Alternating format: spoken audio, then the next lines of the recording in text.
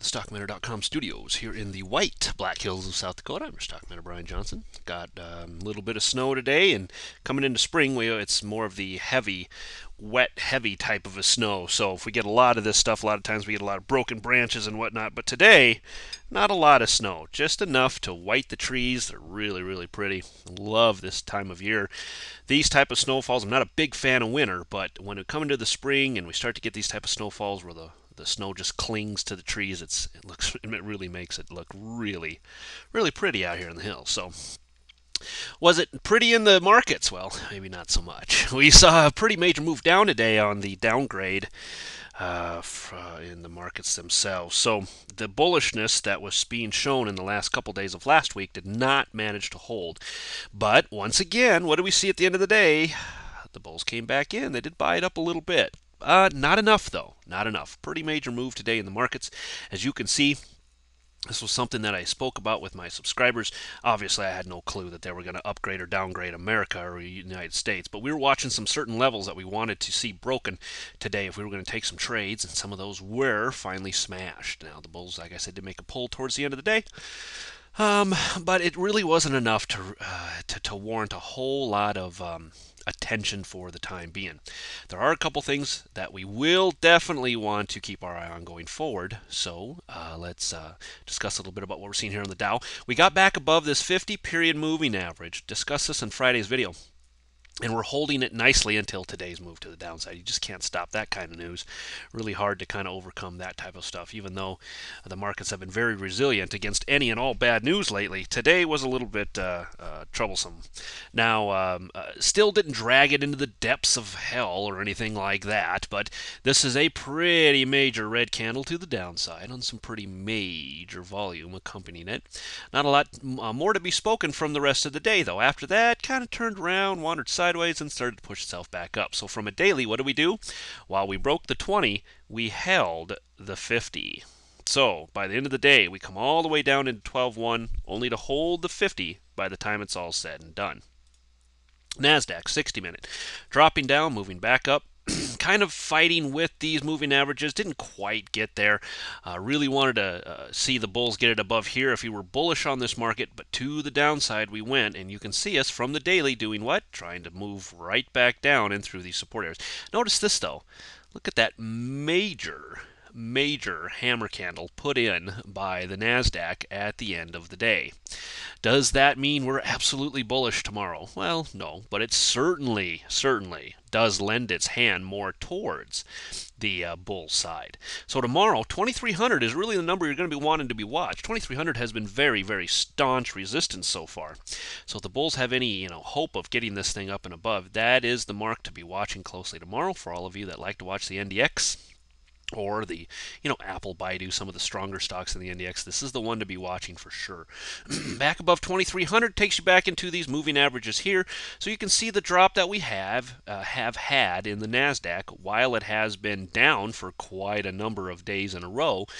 You can see that it's been still pretty resilient to major moves to the downside. Today was the biggest one, but look what happened by the end of the day. Those bulls brought it right back up into a major hammer candle. So don't get your bias too far out in front of you yet. We got to see some confirmation tomorrow. I'd really like to see it get back above 2300 before I even start thinking about this as being a major hammer bullish candle, if you will. Certainly it's not uncommon to see the markets kind of wander upwards coming into a shortened week of trading, which it is. By the way, no trading on Friday for Good Friday, so we've only got the next 3 days to complete what will be the week of trading. And it's not uncommon to see the last couple days kind of trickle upwards. Seems like light volume tends to bleed itself more towards the bull side than it does the bear side. So we'll be watching for that coming into Wednesday, Thursday. But for right now, look at this. Big move down, huge hammer candle by the end of the day. Will this manifest itself tomorrow? Watch that 2300 mark. Back below this 2275-ish area, 2270-ish area, those are the marks to the downside to be watching as well. This is what we are going to be stuck with now, the 20-week moving average here. We're at it, we're below it. 2296.87, 2292, so we're right around it. This is a weekly chart, though, so where it ends up by the end of the week is anybody's guess. Hard to define anything on a Monday when you've got all week to trade until this candle closes. But as of right now, Watch this overhead area right around 2296, 2300 area as overhead resistance into the next few days of trading. SPX 60 also big here, gap and drop down into the 1294, back up into 1305. So still holding well. If you'll notice, I have this as support and now resistance marked on the chart. This has worked out beautifully. You can try to make this into a big head and shoulders pattern. I have no problem with that. If that's the case, we still have more downside left, but the bears have to prove it. We are back up and holding right at what would be the neckline. So those of you who didn't see that, this would be the left shoulder, big O head, and I'd call this the right shoulder right here, with a break coming on a break of that 1305 mark today and into the 1295. So target on this would be, I don't know, what's that going to be, about 1265-ish, 1270-ish, probably somewhere down in that area before this is all said and done with, if this is valid. But something to keep on your charts, definitely. As it is right now, guys, the chart just is what it is.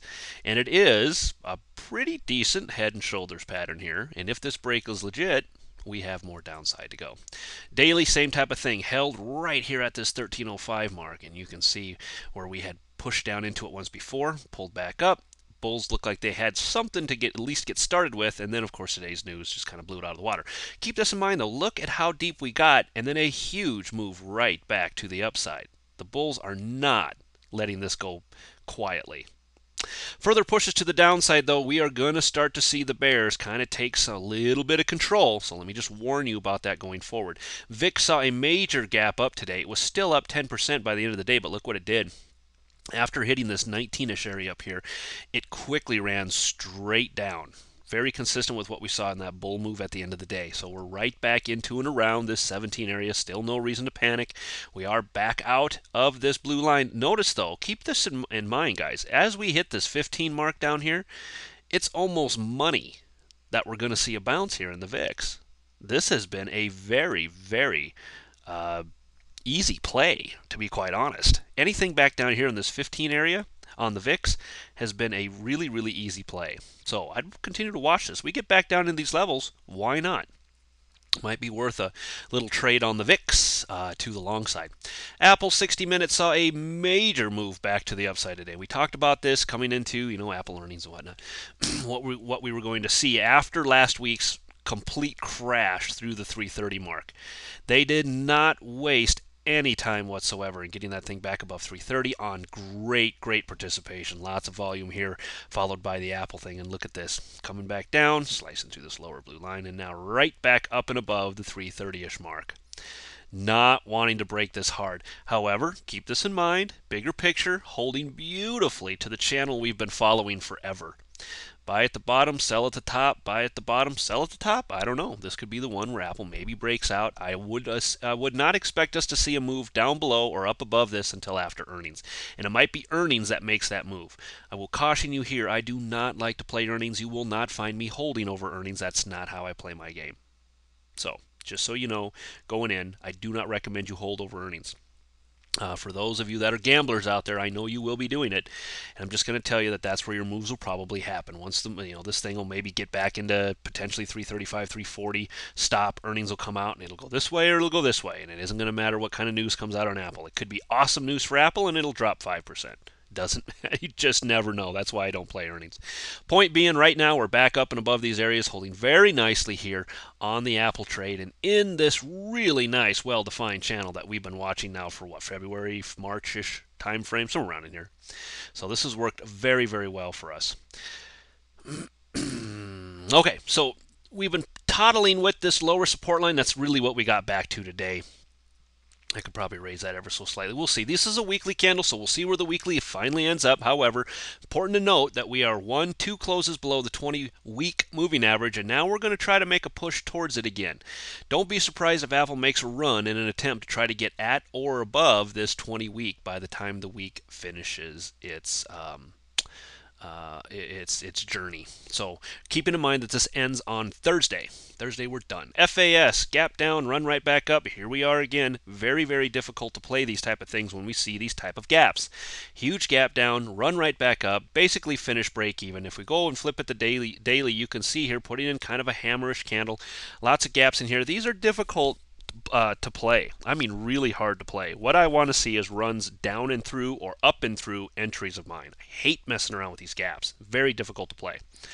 Back down tomorrow through 27.50 and back up tomorrow above 28.50. Okay, now you've got a reason to maybe play it. As long as you kind of watch this carefully. Financials have been very, very sketchy lately, but above 28.50, below 27.50, sure, I'd say there's a play there one way or the other. FAZ then doing the exact same thing where it gapped up, ran right back down. If we just take a look at the daily, you can see where we ended up holding perfectly right below this previous channel line that we've had on here now for quite a while, a few months, well, about a month or so. So this up channel working very, very nicely. Broke it here, retested here, and even though we tried to get above it, by the end of the day we held. So working right now as very strong overhead resistance.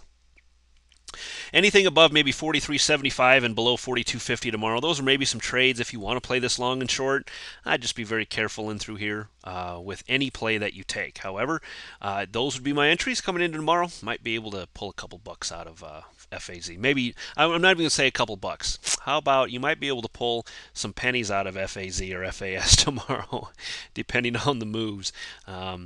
I would just say that if you get into a trade and it's going your way, just continue to move your stops. Make what you can off of it, call it good. These abbreviated weeks, you should start to see the volume start to slowly drop day after day after day, coming right into Easter, as the big dogs decide that they don't want to hold over a 3-day weekend and they really have no interest in hanging out at the office, so they all start to leave slowly but surely as the week wears on, going to their big houses in the Hamptons or whatever they do, and getting ready for Easter with the family. So watch for the volume to drop off slowly and watch for the levels I've given you. See if you can't make a little bit of money before the week is out. Outside of that, I will try to be back with you again tomorrow night with a brand new video. If not, we'll definitely see you again on Wednesday.